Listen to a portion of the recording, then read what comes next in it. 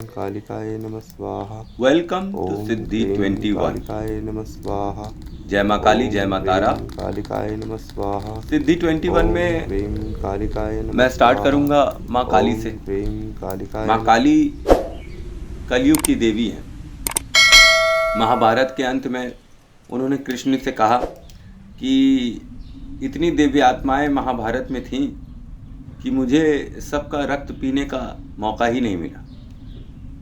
ये जब शिकायत उन्होंने कृष्ण से करी तो उन्होंने कहा कि माँ, जब कलयुग का अंत होगा, मैं कल्कि का अवतार में आऊँगा, तब आप भी मेरे साथ रहेंगी रक्त पीने के लिए। अपनी इच्छा जी भर कर पूरी कर लीजिएगा। इसीलिए माँ काली जागृत देवी हैं कलयुग की, और वे जीवित हैं। कलयुग के अंत तक वो रहेंगी। दूसरे तरफ महाकाल की स्टोरी तो सभी ने सुनी होगी अब तक, क्योंकि सब तो शंकर भगवान के भक्त हैं।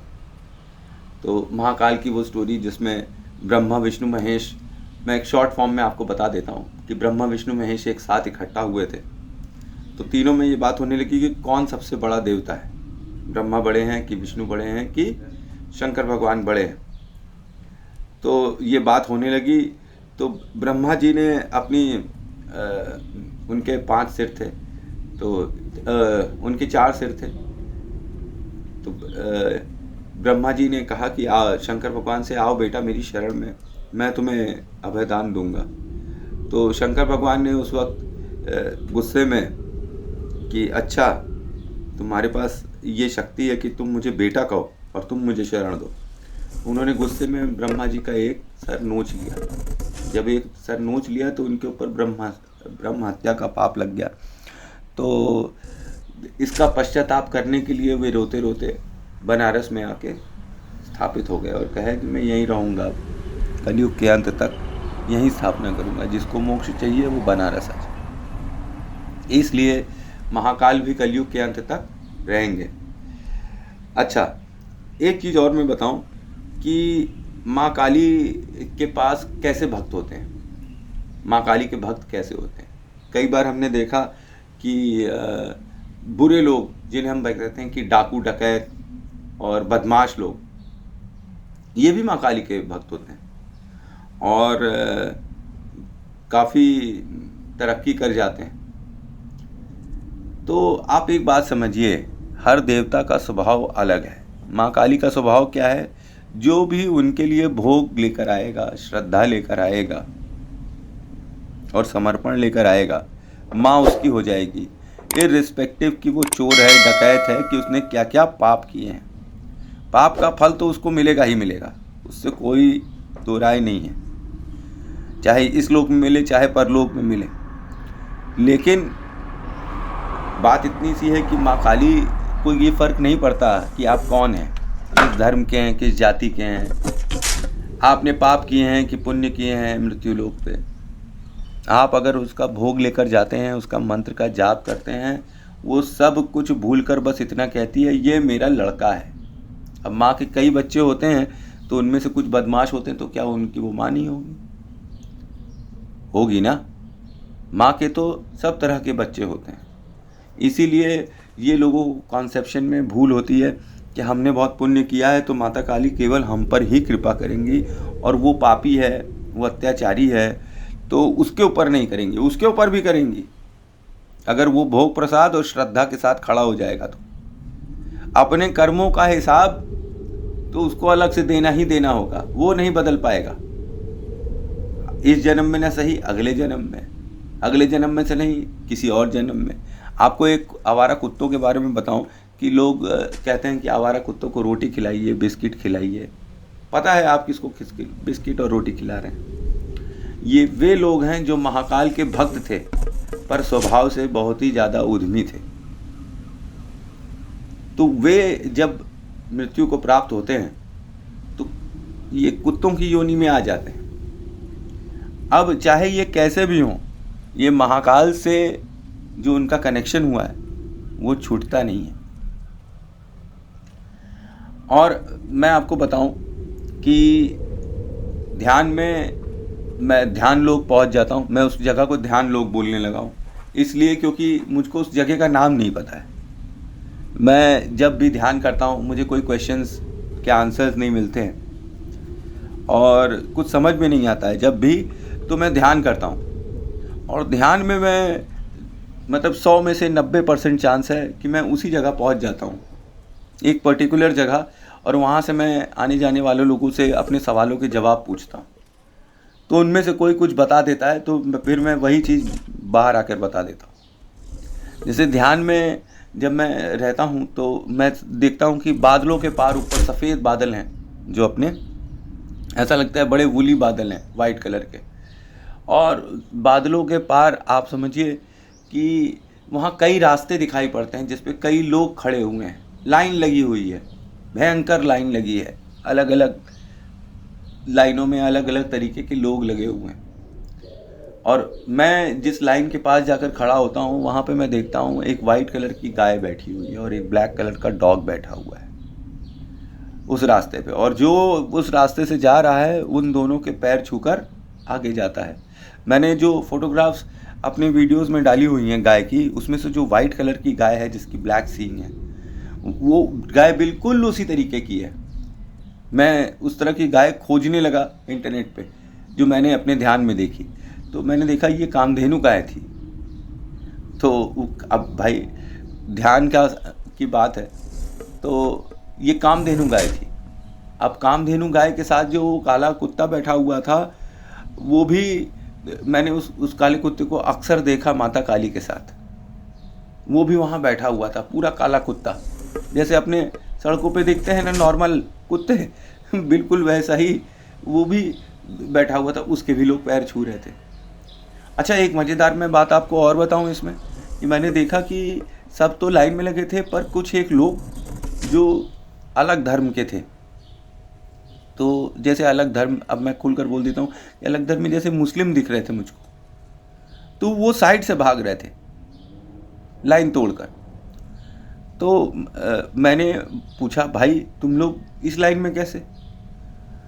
तो बोले कि भाई किसी को डॉक्टर राम से राहत है, किसी को डॉक्टर रहीम से राहत है, और किसी को माँ काली की भक्ति से राहत है। हम माँ काली के भक्त हैं क्योंकि हमको उनसे ही राहत मिली। हमारी अपनी साइड की शक्तियाँ हमारी मदद नहीं कर पाई और माँ ने कर दिया। तो हमको ये पता चल गया कि हमारा बुखार तो माता झट में सही कर देंगी, और हमारी साइड की लाइन बहुत लंबी दिख रही थी। तो जब हमको ये पता है कि एक डॉक्टर के जिसके यहाँ बड़ी लंबी लंबी लाइनें हैं और उससे हमारा संबंध अच्छा है और साइड से दरवाज़ा है, तो जब हमको ज़रूरत होती है हम माता से चुप्पे से जाकर भेंट कर लेते हैं। हमारी साइड के लोग लंबी लाइन में लगे हैं और तुम्हारी साइड के लोग भी लंबी लाइन में लगे हैं, पर हम लोगों को चुप्पे से माता दे देती है, क्योंकि हम लोगों को चोर रास्ता पता है। तो ये चोर रास्ता कौन सा है? ये चोर रास्ता भक्तों का है, जिसे माँ खोल देती है साइड से। केवल माँ का नहीं, और शक्तियों का भी यही चोर रास्ता है जो वो भक्तों को देती है और बाकियों को नहीं देती है। बाकी एक लंबी लाइन से चलते हैं, पर भक्त, साधक, पूजा पाठ करने वाले, सात्विक हों तामसिक हों, सबको एक शॉर्टकट रास्ता मिल जाता है माँ के पास पहुँचने का। जहाँ लोगों को वर्षों लग जाते हैं और वो माँ से भेंट नहीं कर पाते, यहाँ कुछ लोग हैं जो कि 2 मिनट में माँ से भेंट कर लेते हैं। कैसे? ध्यान से। जब आप शरीर में होंगे तो ध्यान ही एक माध्यम है जिससे आप माँ से बातचीत कर सकते हैं। जब शरीर नहीं होगा, आत्मा होगी, तो फिर आत्मा हिसाब करेगी अगर आपने अपना सारा कर्तव्य निभाया है जीवन में ईमानदारी से और हानि नहीं पहुंचाई है लोगों को। आपका ऐसा कोई काम नहीं है जिससे लोगों को हानि पहुंचे, तो फिर आप माँ के साथ रह सकते हैं। लेकिन आपने अगर ये सब किया हुआ है तो फिर से एक जन्म होगा ही होगा, इसमें तो कोई दो राय नहीं है। माँ के पास पहुंचने का जरिया होता है पूजा पाठ, ध्यान, माला जाप, मंत्र जाप। तो अच्छा भाई, दीपक जलाते वक्त मैं आपको एक चीज़ और बता दूं, कई बार अज्ञानतावश हम लोग ये सब चीज़ें कर देते हैं कि जो अपन दीपक जलाते हैं वो क्या है, वो एक ज्ञान का सिंबल है, एक शक्ति का सिंबल है, एक पुंज है। एक तरीके से वो एक रास्ता है जो अदर डिमेंशन तक आपको पहुंचा सकता है, इस लोक से आपको दूसरे लोक तक, ध्यान लोक तक, परलोक तक, जो भी आप कहें वहाँ तक पहुंचा सकता है। सिंगल दिया हम तब जलाते हैं, सिंगल बत्ती का, जब हमको कुछ अर्पण करना होता है, माँ को हम भोग लगा रहे हैं कि ये ले लीजिए आप, सिंगल दिया। 4 बत्तियों का दिया कई बार लोग जलाते हैं। 4 बत्तियों का दिया यम का दिया होता है, मारण में प्रयोग होता है। यम का दिया सोच समझ कर जलाना चाहिए मेरे हिसाब से। बाकी तो आप सबके गुरु हैं ही हैं और आप सब विद्वान हैं। मैं तो जितना मुझे कुछ आता जाता है वही मैं बकबकाता रहता हूँ। तो 4 बत्तियों का दिया जो है वो यम का दिया होता है, सोच समझ के जलाना चाहिए। जो 5 बत्तियों का दिया होता है वो पंचमुखी हनुमान जी के लिए, लक्ष्मी माता के लिए, और मुस्लिम तंत्र में भी लोग जलाते हैं, पंज पीर जिसे कहते हैं, जो पीर साधना करे होते हैं, तो वो 5 दीपक जलाते हैं। और जब यज्ञ हवन होता है तो 108 बत्तियों का एक दीपक, एक साथ बत्ती बन लगती है और एक दीपक जलता है यज्ञ हवन के लिए। तो दीपक जलाने के पहले आप ये समझिए कि आप भोजन जिस भी देवता या शक्ति को दे रहे हैं वो किस स्वभाव की है। आप अगर मारण कर रहे हैं तो फिर यम का दीपक जलता है, किसी को नष्ट करना है तो यम के दीपक से ही लोग ये सब क्रियाएं करते हैं। खैर, आगे बढ़ते हुए ये दीपक जो हैं आप समझिए कि ये भगवान को भोजन या भोग पहुंचाने का माध्यम है। आप एक बात समझिए बहुत सिंपल सी, कि शक्ति हम सब में है, हम सब भूल गए, बस हमको वापस जगानी है। किसी के पास जाते हैं हम तो हमें गुरु क्यों चाहिए, वो हमें रास्ता बता दे कैसे जगना है, बस बाकी रास्ता तो आपको ही कवर करना होगा। ऐसा थोड़ी नहीं है कि कोई खाना खाएगा और आप सही हो जाएंगे। मैंने कई लोगों को देखा कि कहते हैं कि भाई हमने इतने पैसे देकर जाप करवा दिए। भाई साहब, आपने जाप जरूर करवाया, आधा उसका है और आधा आपका है। तो और अच्छा इफेक्ट लेने के लिए आप स्वयं ही करें तो ज़्यादा बेहतर रहेगा। किसी विद्वान पंडित ओझा तांत्रिक के चक्कर में फंसने से अच्छा आप स्वयं से जाप कर लीजिए, अपना डॉक्टर खुद बन जाइए। अपने आप को इस तरह से एक्सपोज मत करिए कि लोग आपको ठग लें, आपका फायदा उठा लें, जो आजकल लोग कर ही रहे हैं। इसीलिए मैं तो चाहता हूं कि जैसे मैं माँ की भक्ति करता हूं, सब लोग माँ की भक्ति करें और ईश्वर अपने अंदर खुद जगा लें। अरे मैं बात कर सकता हूं तो आप नहीं बात कर सकते। मेरे अंदर कोई रसगुल्ले थोड़ी लगे हुए हैं या टमाटर। मुझ जैसा छोटा प्राणी जिसने अपने जीवन काल में असंख्य पाप किए होंगे जाने अनजाने, जब माता उससे भी बात करने लगती है, माता उसके ऊपर भी कृपा करती है, तो आप लोग तो मुझसे भी दिव्य हैं। मैं तो हमेशा यही समझता हूँ कि सामने वाली जितनी आत्माएं हैं ये सब मुझसे दिव्य हैं। सबको प्रणाम।